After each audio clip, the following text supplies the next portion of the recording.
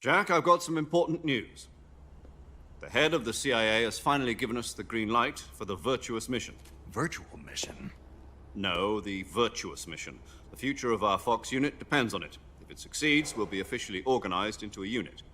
Virtuous Mission? Sounds like some kind of initiation ritual. You know, don't get cocky. This isn't a training op. Right. So what exactly is this wonderful mission? Well, about 2 years ago, a certain Soviet scientist requested asylum in the West through one of our moles.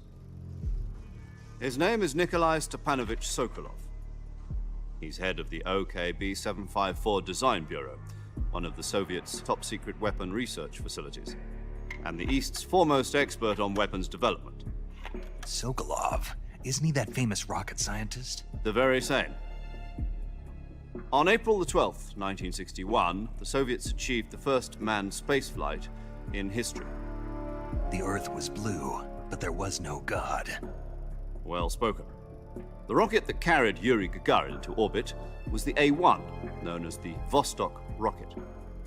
Sokolov is said to be the man most responsible for the multi-engine cluster used in that rocket. After Gagarin's flight, Sokolov left rocket development to become the head of the newly established Design Bureau. From a lowly technician to head of a design bureau, that's quite a success story, so why do you want to defect? It seems he'd become afraid of his own creations. Afraid? Call it a crisis of conscience. And for that, he left his country and his family behind and went over the fence? Not exactly. One of his conditions was that his family was also to be taken safely to the West. We used a mole to get the family out first and succeeded in sneaking Sokolov over the Berlin Wall shortly afterwards. I was the one who conducted the operation. The security on the eastern side was still full of holes back then. Then what? We got Sokolov over in one piece, but the whole ordeal had left him exhausted, and we checked him into a hospital in West Berlin. It took him 2 weeks and more than 600 miles to get from the research facility in the Soviet Union to Berlin. He was in no condition to say anything coherent. And it was only a week later that we had something much bigger on our hands. The Cuban Missile Crisis. October the 16th, 1962, President Kennedy received word that the Soviets were in the process of deploying intermediate-range ballistic missiles in Cuba. The President demanded that the Soviets dismantle and remove the missiles. At the same time, he announced a naval blockade to prevent further missile shipments from reaching Cuba.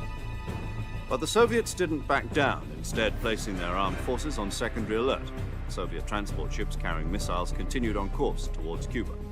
US and Soviet forces went on alert for an all-out nuclear war.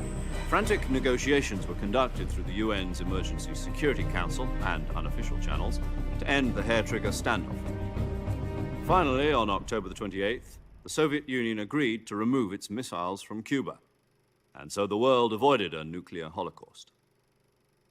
But in order to get the Soviets to pull their missiles out, we had to make a deal. You mean the one where the US agreed to remove its IRBMs from Turkey? No. The Jupiter IRBMs deployed in Turkey were obsolete, and we were going to get rid of them anyway. They had no strategic value whatsoever to either the US or the Russians. The Turkey deal was a ruse, a cover story that was fed to the other intelligence agencies around the world. So what did the Russians really want? Sokolov. They wanted us to return Sokolov. You mean the Soviets pulled out of Cuba just to get their hands on Sokolov? That's right. What the hell was he working on? At the time, we had no idea. We were running out of time. It was either give up Sokolov or risk full-scale nuclear war. In the end, we had no choice. President Kennedy gave in to Khrushchev's demand. The next day, I got Sokolov out of the hospital, handing him over to agents on the eastern side. Sokolov kept on screaming, "Save me," until he disappeared from my sight. Then a month ago, we received some new information from one of our moles. About Sokolov? Yes. He was taken back to the research facility and forced to continue working on the weapon in question under KGB supervision. What's more, it's on the verge of completion. So what kind of weapon is it? Something to do with space rockets? No, missiles. Same technology. I guess you're right. We don't know the details, but it appears to be a new kind of nuclear device. For half a year now, the Soviets have been conducting frequent nuclear tests at Semipalatinsk. Something to do with the weapon, I assume. We're talking about a secret weapon so big that Khrushchev was ready to pull out of Cuba to get it back. Is Sokolov still in the facility?